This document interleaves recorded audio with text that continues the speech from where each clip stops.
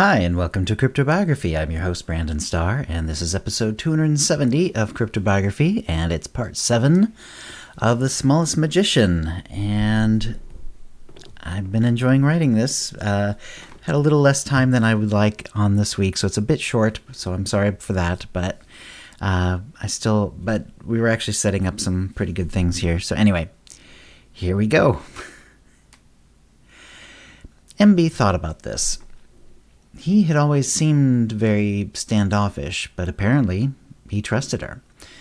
This may have meant that he felt safe because she seemed trustworthy, or perhaps she had just never been enough of an entity to him to be a threat. Maybe both. What shall I do now? Practice. This evening we will test your skills again. If you're progressing, then we'll look at casting your first spell. Emby's stomach did a turn, of excitement, mostly. Yes, master. I'll ask Canna to start looking for someone to help, since you'll be busy studying. Would you like the candle and the quill to practice on? Yes, thank you. She took them both gratefully.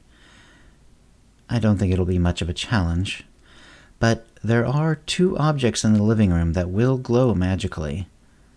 Don't make that your only practice, but when you're ready, go there and see which ones they are.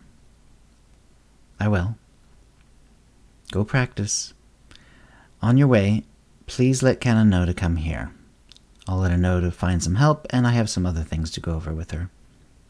Yes, master. She left and closed the door, then turned to go to the kitchen. Canna was there, and Emby let her know that Master Donegal wanted to see her. She waved at her while kneading some dough. As she did, there was a knock. That'll be the groceries I asked Lavera to send, Canna said. Be a dear and let Timmy in. Maybe it was the sound of the knock, but Canna was right.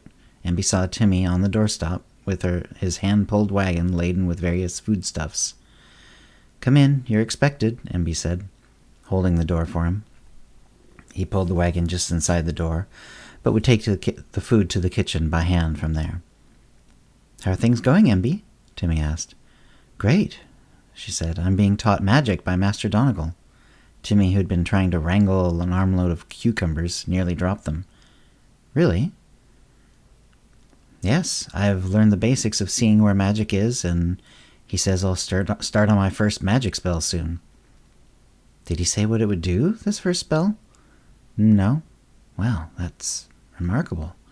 Timmy seemed almost shaken by the news. He trotted off to the kitchen. Emby helped by grabbing some more from the wagon and helping him finish the delivery. When he was done, Emby held the door for Timmy. Can't stay and talk. She needs me, he said, referring to Lavera. Hope to hear more later. Sure thing, Timmy, she replied as he started pulling the wagon away. She shut the door and went to her practice. Her practice did not go as well as she hoped. She tried to see the magic in the candle and the quill, but was distracted, wondering what items would show magic in the living room.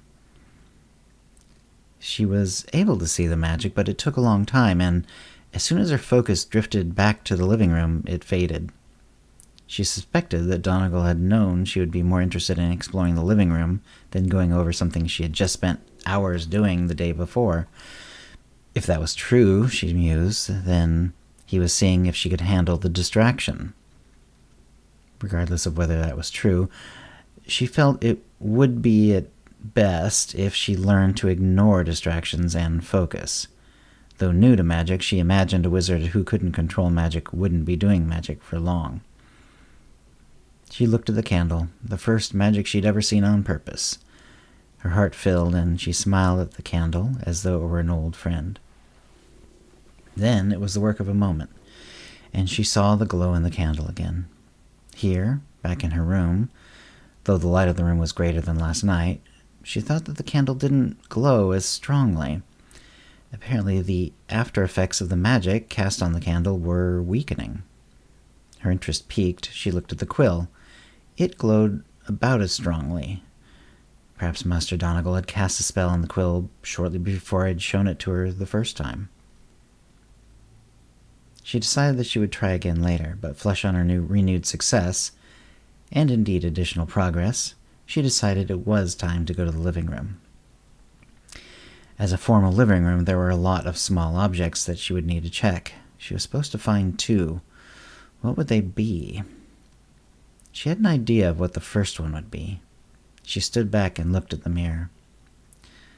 Last time, she had mostly tried to look at her reflection. This time, she looked at the mirror itself. It had not changed. She had seen this mirror many times over the years. It was well made, with an ornate frame and some polished wood. Unlike most of the mirrors she had seen over the years, not that there had been many, it actually reflected a clear image without distortion or error. She did not stand up on anything this time. She stood well back. She had seen the wall glow from a few feet away. She figured that if the mirror would glow, it would glow for her just as well across the room. She let her eyes relax, and though it felt strange to try to look through the mirror, since that was something one was already meant to do, she looked through the mirror. The slight change she felt before happened again, and the mirror glowed, a beautiful blue-green. And that's the end of the episode for this week. If you have any comments or questions about this episode or previous episodes, CryptoBiography@gmail.com, or hit us up on Facebook or Twitter, and thanks for listening.